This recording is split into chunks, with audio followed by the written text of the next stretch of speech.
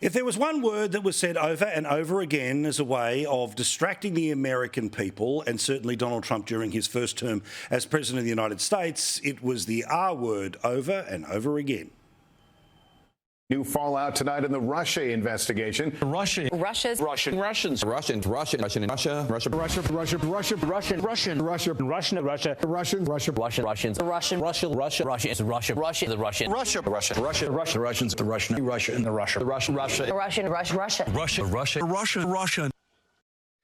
done to Hannity's team for pulling that one together. Well, of course, the Russia probe, in the end, was an independent counsel by the name of Robert Mueller. No collusion. Before that, of course, there was Jim Comey, who was the boss of the FBI, who was pushing all of this along. Why? Because they were relying upon a dossier that was done by a bloke called Christopher Steele, all of which was paid for by the Hillary Clinton campaign, all of which was garbage. Well, now, more than 2 years after all of this became obvious and Donald Trump was gone as the president, a special counsel who has the same standing as Mueller did, looking into Trump, has now concluded about just how bad this oversight was, this behaviour was. We'll talk to Miranda Devine about it in greater detail in a second. But Nigel Farage, it's many years of history I'm trying to push into a 20-second introduction, but basically every single step along the line here basically looked the other way, confirmation bias, which was we think there's something dodgy, so regardless of the evidence, we'll just keep pushing on. Yeah, the Durham report is perfectly clear on all of those things, but remember, the same thing was happening on this side of the pond. Exactly the same thing.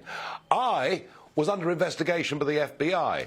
I was funded by the Russians, according to Hillary Clinton. Brexit happened because of the Russians. So exactly the same thing's happening here. And last week, Arron Banks, the biggest funder of the Leave campaign, won a defamation case against a Guardian journalist. So simultaneously, on both sides of the pond, we're learning that the whole Russia thing was a complete and utter hoax. But here's the funny thing, Paul.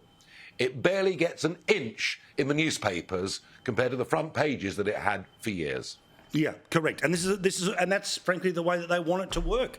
It's in part what I was talking about with our budget here in Australia 1 week ago. It's all the noise in the lead up to, and then they assume Jedi mind trick, don't worry about all of that, onto the next flashing light. Well, in this case, what they did with their flashing light matters. As I say, the lady inside all of it, Miranda Devine, about 10 minutes from now. But with you, Nigel, we're going to talk about plenty of things, including, well, I think he's a colleague of yours now at GB News. He certainly is popping up on most Saturday nights, is John Cleese, the legend of British comedy. Well, he decided to tweet the bleedingly obvious here, which is, I've asked this question before. If I do not agree with some of the transgender arguments, this apparently makes me transphobic.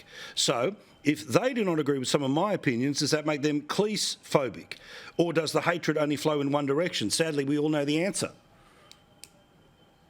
Yeah, we do. It all flows in one direction, and we get these groups, these special interest groups, who inevitably, many of them finish up with public funding from governments, and they give an absolutist line. It is as if we're living back in a sort of Marxist state where anyone that disagrees with the narrative that's been proposed is somehow evil and bad. Total obedience to the language is what is demanded. So John Cleese is quite right to raise the issue. I do think, though, there are one or two examples of the pendulum beginning to swing back. You know, Nicola Sturgeon lost her job in Scotland as the First Minister, partially because of trans legislation that went way against where the majority is. So, you know, let's not give up on this. The pendulum will, in the end, swing back towards common sense. I'm confident of that. Something that I love when it comes to lefties, and it's almost like pouring a glass of water into their circuits, is when a person of colour turns around and calls out a talking point of the left that to have concerns about the consequences of mass immigration, well, has previously been written off by the white left as racist. But again, when a woman of colour talks about it as, no, a reasonable thing to talk about, in this case, Suella Braverman, who's in the cabinet, in there as a minister, well, they all freak out. Firstly, her comments this week. It's not xenophobic to say that mass and rapid migration is unsustainable in terms of housing supply, public services, or community relations.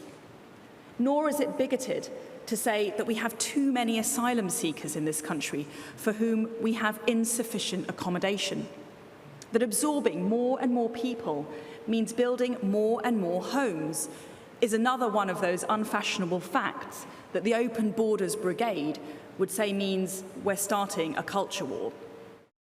That sound you can hear, heads exploding on Twitter, Nigel, and I'm fine with it. Well, I think I gave my first speech using exactly those lines in 2003.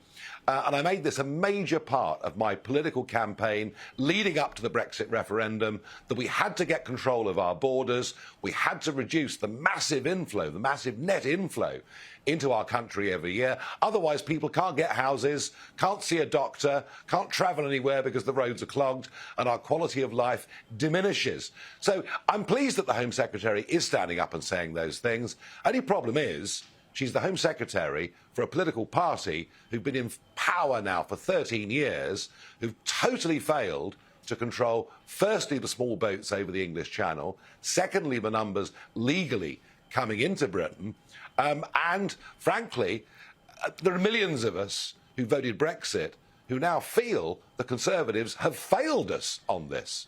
There was a specific promise to take back control, and actually it's now out of control. So, you know, if Suella was an opposition politician, it might have more credibility. The fact she says it as a representative of this total failure is an odd position. But look, you can bet one thing for certain, this issue has already cost the Conservatives the next general election. Yeah, it's over. It's done.